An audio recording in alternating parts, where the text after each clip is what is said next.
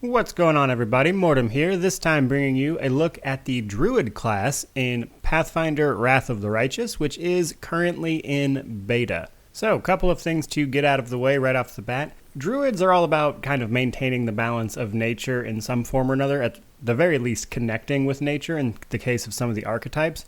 But with that said, as an alignment restriction, in order to be a druid, you do have to be of some neutral alignment, which is especially important for this class because if you don't maintain that alignment, you can actually lose your druid powers and be unable to level the class up until you restore your alignment. Now, in addition to this, druids are divine casters, so they use wisdom as their spellcasting stat, and in some cases, it's possible to pick a domain with druids, a list of specific nature domains, not nearly as many as, say, the cleric gets. So with those things out of the way, let's get into the bulk of what the druid class actually is. Now, as a base class, they get the class skills of Lore Nature, Knowledge World, Perception, Athletics, and Knowledge Arcana. Now, for proficiencies, we have to pay good attention to what we are doing in terms of the druid, or at least what we want to do. Because while druids are proficient with clubs, daggers, darts, quarterstaffs, scimitars, scythes, sickles, short spear, sling, and spear, as well as natural attacks because they are able to wild shape, which we'll get into a bit, they are also proficient with light and medium armor. However, this is where there starts becoming some weird restrictions. Druids cannot wear metal armor, so they only get to use padded, leather, or hide armor. They can also only use shields that are made out of wood. So, key thing here, druids can't wear things that are made out of metal. In addition to this, the base class also gets Nature Sense, which gives us a +2 bonus on lore nature checks. And the base class also gets Spontaneous Summoning. That is, that you can lose a prepared spell in order to cast any Summon Nature's ally spell of the same level of the spell slot that you lost. So, if you choose to give up a level 3 spell slot, you can then cast a Summon Nature's ally spell of level 3. And then, of course, druids can also detect magic like many other classes. Now, before we get into the mechanics of each individual base class and archetype here, I want to talk about the Nature's Bond that I mentioned earlier. So this can be one of two things. You can either choose to form a bond with nature, in which case you choose a nature domain from the domains, or you can choose to bond with an animal companion. Some of the archetypes force you to do one or the other. You do have to do one of them just because, you're a druid. For the companion, you get the full list of regular animal companions. They can serve as mounts if you get to the appropriate level and meet the size requirements. And the nature domains work exactly like cleric domains because they are cleric domains. However, instead of cleric level, you use, of course, your druid level.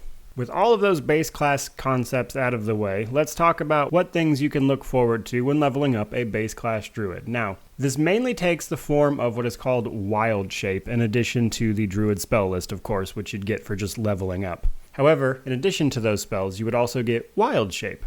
Starting at 4th level, you will be able to turn yourself into some animal per day. This starts with wolf. It always starts with wolf. Every 2 levels, you gain an additional use of this per day or per rest. However, also every 2 levels past level 4, you start gaining other forms. So at 6, you can turn into a leopard or a small elemental. At 8th, you can turn into a bear or a medium elemental. At 10th, you can turn into a smilodon or a shambling mound or a large elemental. At level 12, you can choose to use wild shape to turn into a huge elemental. And additionally, the Face Speaker archetype actually has the levels for this increased by 2, but we'll cover that when we get there. Now, the last thing the base class of druid gets is that also at 4th level they gain a +4 bonus on saving throws against spell-like and supernatural abilities of fae and plants, because of course they're supposed to be masters of nature in a lot of ways. And that brings us to the Blight Druid. So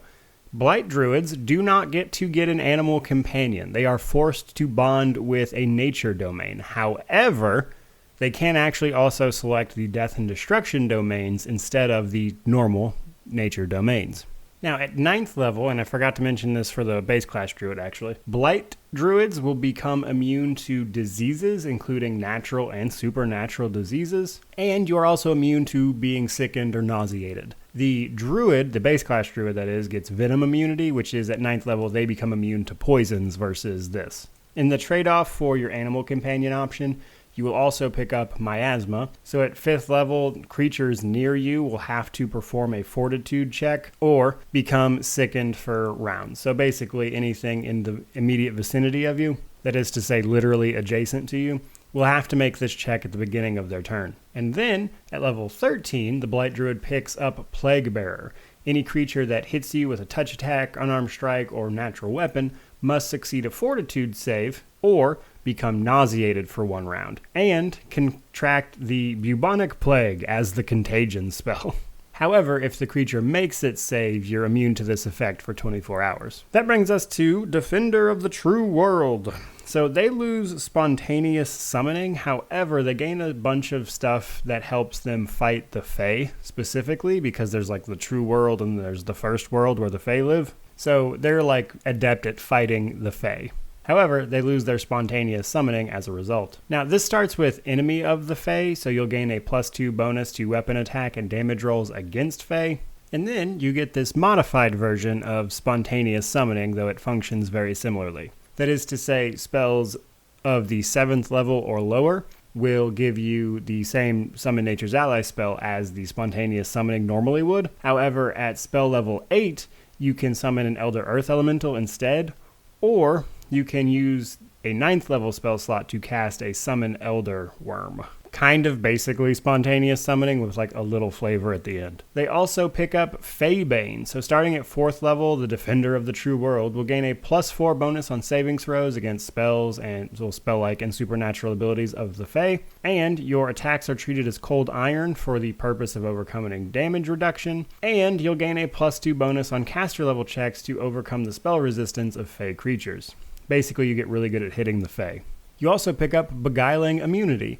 At 9th level, this will make you immune to the mind effects of the Fae. And then, starting at 3rd level, but also at 8th, 13th, and 18th level, you will gain an ever-increasing amount of the Fae Stalker class feature, which will give your animal companion or any summoned creatures a +1 morale bonus that then increases with the levels on attack and damage rolls against the Fae. So basically, if you need to kill some Fae, the Defender of the True World Druid is the way to go. Now, that brings us to the Drovier. A couple of things with this one.